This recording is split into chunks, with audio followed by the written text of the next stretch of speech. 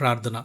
మహాగణుడవును మహోన్నతుడవునైన దేవా, నీ పరిశుద్ధ నామమునకు కోట్లాది స్తోత్రములు. ఈ రోజు నీవు మాకు అందించిన వాక్యమును బట్టి నీకు వందనాలు. ప్రభువా, ఈ వాక్యము వింటున్న నీ బిడ్డలలో ఎవరైతే అనారోగ్యంతో బాధపడుతున్నారో వారికి ఇప్పుడే నీ శిలువ రక్తం ద్వారా సంపూర్ణ స్వస్థతను కలుగజేయండి.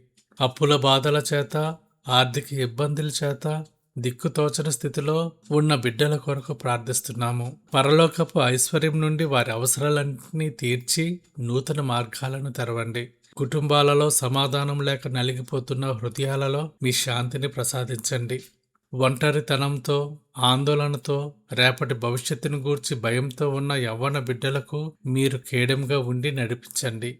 రాష్ట్రమును, దేశమును ఏల్చున్న పాలకులకు దైవభీతిని, జ్ఞానమును అనుగ్రహించండి. మీ పరిచర్యలో ఉన్న సేవకులను, సంఘములను మీ ఆత్మతో, నూతన బలంతో నింపండి. నీ బిడ్డల జీవితాల్లో ఉన్న ప్రతి అంధకారమును తొలగించి వారిని అద్భుతమైన సాక్షులుగా నిలబెట్టమని, వారి విశ్వాసమును వర్ధిల్ల చేయమని యేసుక్రీస్తు నామంలో వేడుకొనుచున్నాము తండ్రి. ఆమెన్.